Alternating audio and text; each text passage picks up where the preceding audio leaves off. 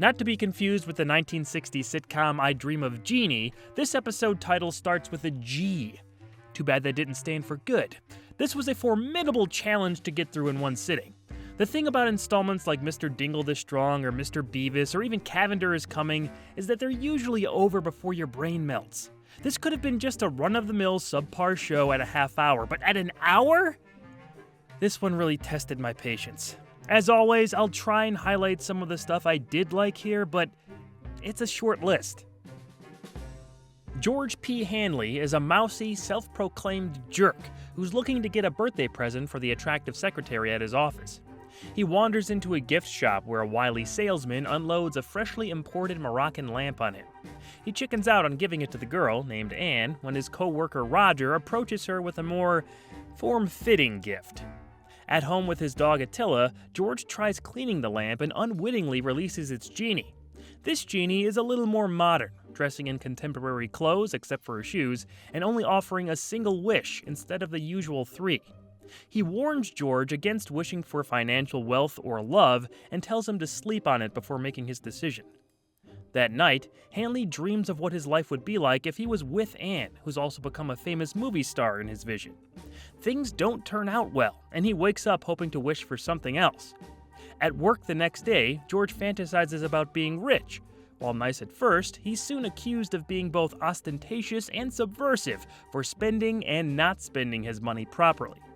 He snaps out of it when Roger announces he's just gotten the new promotion at work. Saddened, George later fantasizes again. This time, it's about if he wished for power and position. He's just been elected the President of the United States and will wield that power responsibly. In the Oval Office, Anne, now an older mother, begs Hanley for a presidential pardon of her son, who's to be executed after falling asleep on guard duty while in the army. George graciously concedes, but when his staff rush in with news of spaceships from another planet landing on Earth, he's urged to either destroy them or make peaceful contact. Overwhelmed at the responsibility, he returns to reality. First and only time TZ writer and director John Faria Jr. and Robert Gist turned in an episode that probably epitomizes why these extended shows weren't sustainable in the long run. The series could be hit and miss with its more comedic-leaning stories, and honestly, they're already at a disadvantage when this kind of tone is taken. Where I Dream of Genie truly fails, it's in its redundancy and waste of potential. The script isn't anything groundbreaking, especially after seeing a pretty decent Genie episode in Season 2's The Man in the Bottle, but it could have been a lot more entertaining than it was. Producer Herbert Hirschman would admit as much years later. When Jack Albertson's Genie shows up, he straight up tells Hanley not to wish for the very things we spend nearly 20 minutes of the episode watching play out in George's head. His fantasy about power is something not mentioned earlier, but we already saw a similar situation pay off in one of the best over-the-top Zone moments ever in the aforementioned Man in the Bottle. I'm Hitler. I'm in a bunker. It's the end of the war. You're not gonna top that. Anyway, having this all happen in Hanley's mind gives absolutely zero stakes to most of the story. Nothing is on the line in these sequences, so why are we wasting our time with them? Maybe Furia wanted to avoid the trope of seeing a character learn this lesson in a stereotypical way, but it's still the same basic format, so I don't see the point. This is where the length really hurts. We spend so much time on sequences that go nowhere. In a half-hour format, we'd be in and out of these in a flash and could move on, good or bad. Furia had experience with writing for hour-long anthologies on TV and was approached by Herbert Hirschman to whip up a script.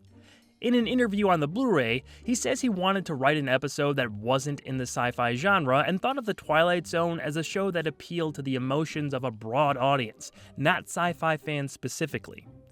In an interesting tidbit, he wrote Rod's narrator lines, a task that Serling sometimes did himself. There's not much of a noticeable difference, so Furia, at minimum, captured that voice well enough. Robert Gist seemed to be just as well known for being an actor as a director. He appeared on screen until 1971 in projects like Strangers on a Train and Rawhide, while directing episodes of The Untouchables, The Fugitive, Mission Impossible, Hawaii Five-0, and Star Trek. I Dream of Genie looks fine, and the actors I think do their best with the material, but there's not much for them to work with. Howard Morris is frustratingly bland as Hanley. I'm not sure if going bigger with some of his deliveries would have improved anything, but it at least would have given me more to talk about. He's not a character that you really root for. This guy may be the underdog in his daily life, yes, but George is kind of conceited in his fantasies and so uninteresting out of them, it's no wonder nobody really talks to him. Jack Albertson is okay in his short sequence as the genie, but he barely shows up for 3 minutes and is nowhere to be seen after. Having Albertson as a bigger part of the story would have upgraded things immediately. I wonder why they left him with just a few lazy jokes, considering how solid he was in Season 3's classic The Shelter. Maybe this was during his transitional phase, before he just lived in a bed until his grandson found that golden ticket. Who are you expecting? Who?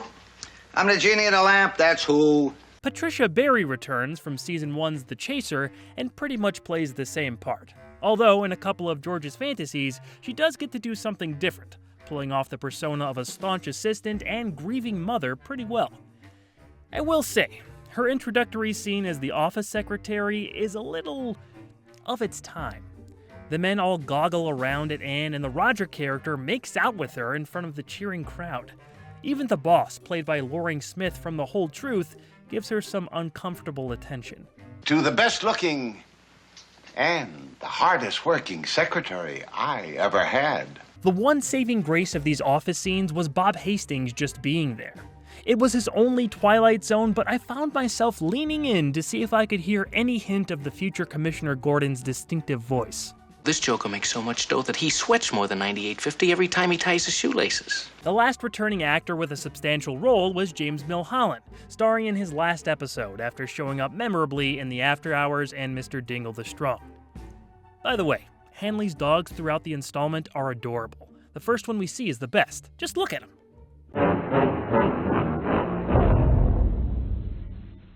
Upon arriving back at home, Hanley is struck with an idea. He finally knows what to wish for and quickly grabs the lamp. A while later, we see a homeless man take the lamp out of an alley trash can. The genie that emerges is more traditional looking than the one we saw earlier, at least at first. At your service, sir. What? He learned to serve others? Is that it? That's what's briefly mentioned in Rod's ending narration, I guess, that he's being altruistic, but why? Was this just a process of elimination and the only wish where he wouldn't get screwed over? Why would he want to be trapped in the lamp and grant wishes that no other people will appreciate the way he kind of does? He brings the wishes back to 3 from 1, so I suppose he is trying to help people? Or maybe he just pulled a Jafar and wanted the power. That would make more sense, honestly. George was always stepped on by other people, even in his own fantasies. So the story ending with his possession of mystical power and not figurative authority would line up with the character's arc. I like this shot of Hanley climbing up a ladder, peeking over a set wall to see his dream wife cheating on him. The transition of him waking up was also kind of clever. That's the best I got for positives. I Dream of Genie drags on for way too long, the main character is unlikable, they barely use the great on-screen talent they have, there are creepy scenes, including one where George has a romantic conversation with a supposed underage girl. I am under the age to drink. In the years I am a child, but I think I am mature. Don't you think? Yeah, I think you're mature. And the unsatisfying ending is just out of nowhere. This episode is among the worst this series has to offer. Stay away from it. If you ever see Grandpa Joe show up as a genie, run the other way, because you might be in the bad place. Or the Twilight Zone.